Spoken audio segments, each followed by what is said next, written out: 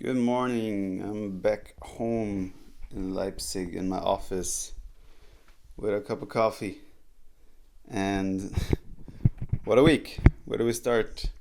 I've gone through all the other days in the other videos, I guess. I guess we'll focus on the final day of RedBull Wololo 5. The day started with the semifinals, me against Jordan, Leary against MBL. I was able to win 3-0 against Jordan. We'll talk about the games a little bit. The first game was Runestones. I felt very good, played very solid, straightforward, good eco management, good development of my everything pretty much. And the micro was solid as well. So first game gave me a lot of confidence. Second game was Vietnamese against Mayans. I was Vietnamese. They feel very good. I think they will be used more in Empire Wars going forward. I think I won 2 out of 2 games with them this Red Bull. So second game, which was Huns against Berbers and Kawasan. Now this is where Jordan, I think, struggles to make the right moves at the right time at the moment. He's playing mechanically fine, opening decision making is fine. It's just when the game drags on a little bit, micro not always perfect, and some decision making might be lacking a little bit still. I feel like the Berbers against Huns on Kawasan, he should have probably won. He had like a 20-30 village lead at some point, including fish. But those Cavacher numbers, when they get out of control and you take one bad engagement, the game just flips. And that's exactly what happened there. So I felt like I shouldn't have won that game, but obviously I was happy I won it in the end. Then the last game was Sicilians against Ethiopians. I kind of understood what he was doing really fast, so I tried to, like, he was selling, using the market to get to castlers really fast and then put on pressure. I figured that out very fast, so I tried to compete with that a little bit in terms of just going for skirm defense, using the market as well. Yeah, just getting an equal lead. It got dicey. He put on a lot of pressure, but we were able to survive. And then Sergeants, when he's playing Halberdier, Arbalest, Sergeants was a perfect unit for me. So I just had to bide my time, stabilize, and get to the first crusade. Eventually I was able to fight back, but that was also a super close game where he just lacked that final piece to finish off the game. So I ended up 3-0 against Jordan. I was very happy with that. Leary and BL, I didn't watch all the games, honestly. I don't even remember how they played out. Yeah, I don't actually remember them on the spot right now. I did see bits and bobs here and there. But I went to eat lunch/dinner right after my set. So yeah, I didn't catch all the games in detail, so I cannot really talk about them. But Leary won 3-0 convincingly. So the final ended up being me against Leary. What a final it was. Just let me have a sip. So draft, I was fairly happy with my draft. The only time I was not happy with my draft was against Doubt. All the other times I've been happy with my draft. Against Leary as well, I felt like I prepared my draft better. So I felt good about my draft. We both had good saves though, so I don't think either of us had like a favorable draft, you can say. We'll just go game by game. I picked my home maps. Wait, we had 3 home maps. Enclosed Aftermath and Land Madness.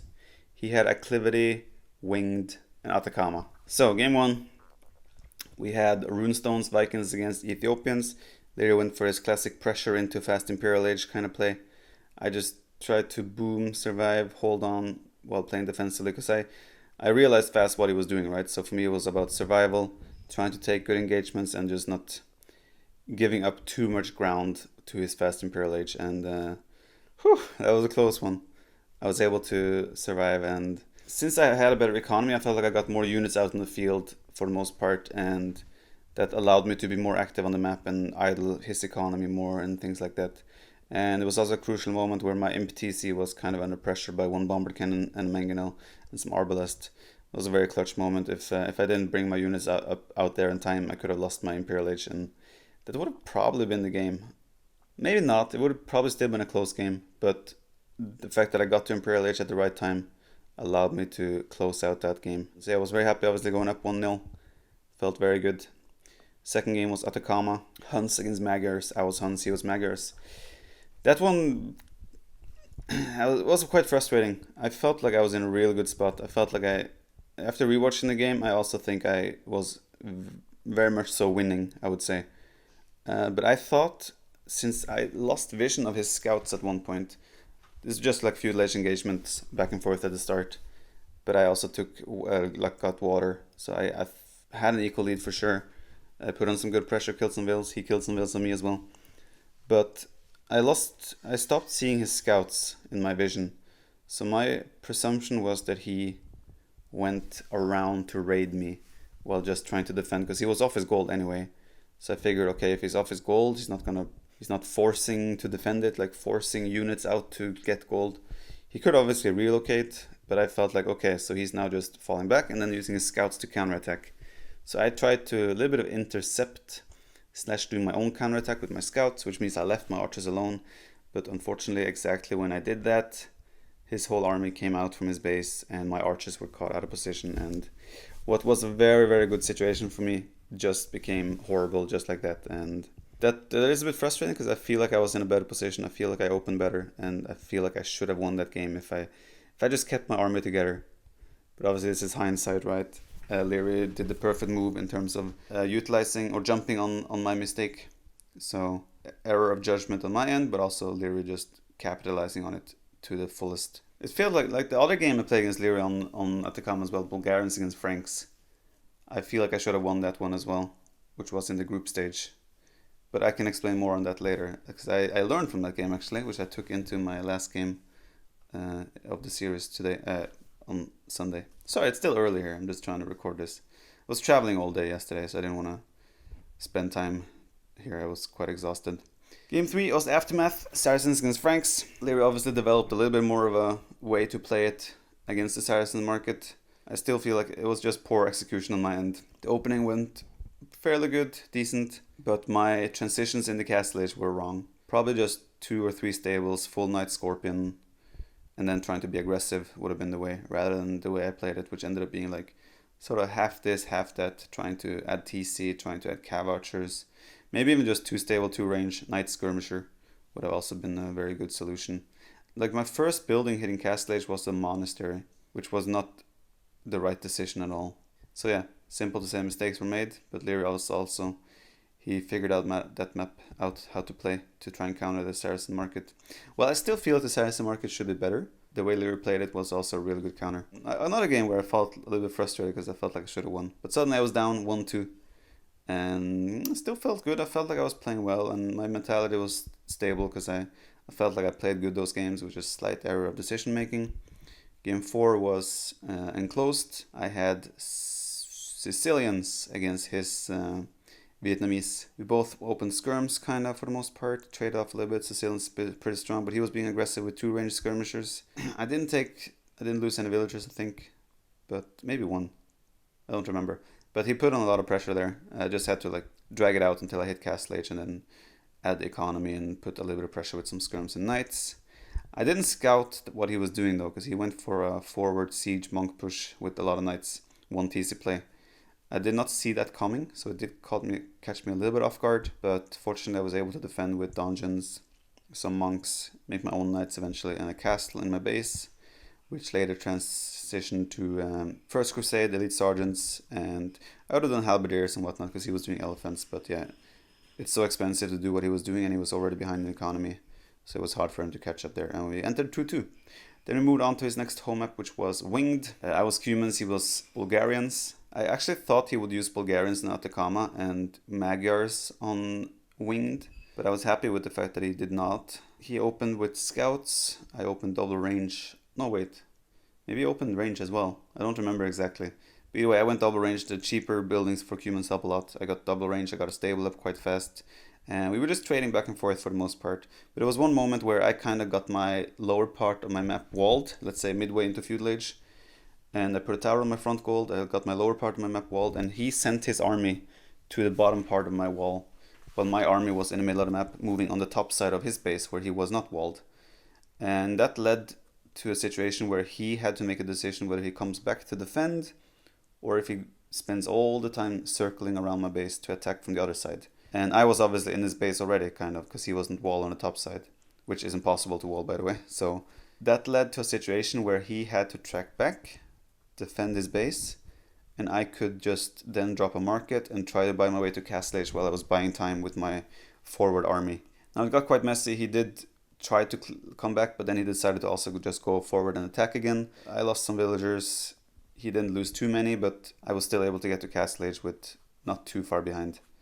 And once the tech advantage kicks in with the knights and everything, it was just straightforward from there. It was a very tense game though. And yeah, suddenly I was in a 3-2 lead. Felt good. I felt like my saves were good for the last maps as well. Acclivity was game 6, Mayans against Tatters. I made up my mind on how I wanted to play it before the match. So I was like, okay, if I just do this and this, that should be very solid. Because I'm expecting him to be aggressive and this and this and this. And then the game starts, and I saw that my map was super tight and compact in some ways. So I was like, okay, I'll just do one range and try to be a bit greedy to get to Castle Age. It was too greedy. I should have just played it how I wanted. I wanted to go 2 range into like 3 or 4 range Castle Age, which should have been what I should have done anyway, because what I did just ended up naturally getting punished, which was just passive, trying to do fast castle and then counterattack. And yeah, it just didn't work out at all as I intended. So it became a very quick game.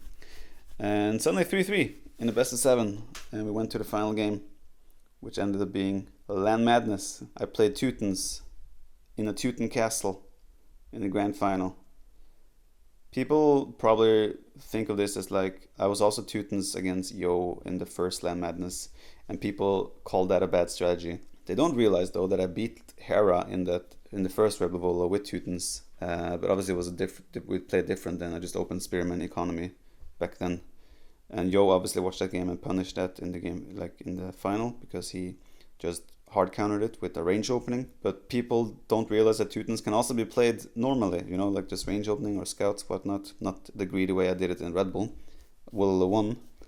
So there's still a very good civ. Cheaper farms helps a lot on a map like Land Madness. But yeah, Berbers, if he gets to a solid amount of camel archers, that matchup is not pretty for the Teutons.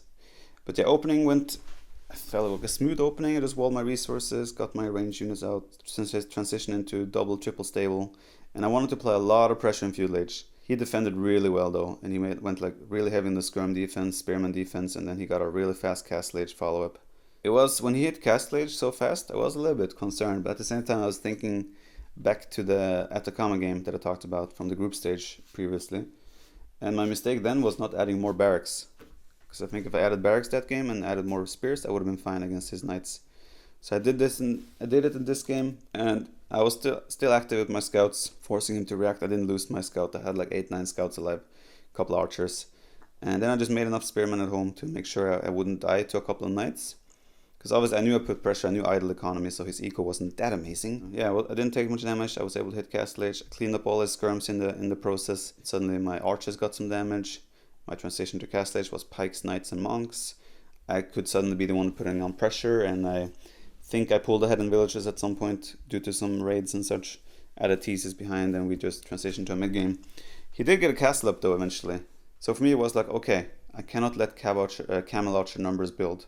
So my answer was pretty much triple range crossbow. It's not a typical unit with Teutons, but I figured, okay, my knights will not do well because they're slow and on the husbandry.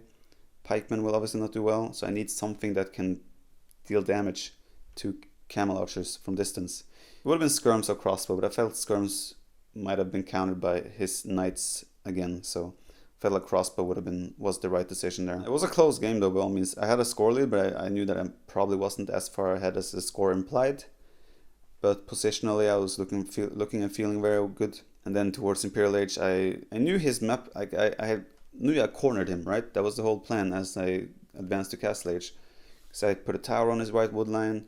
Gold access was probably quite limited in his corner. Stone access must be limited.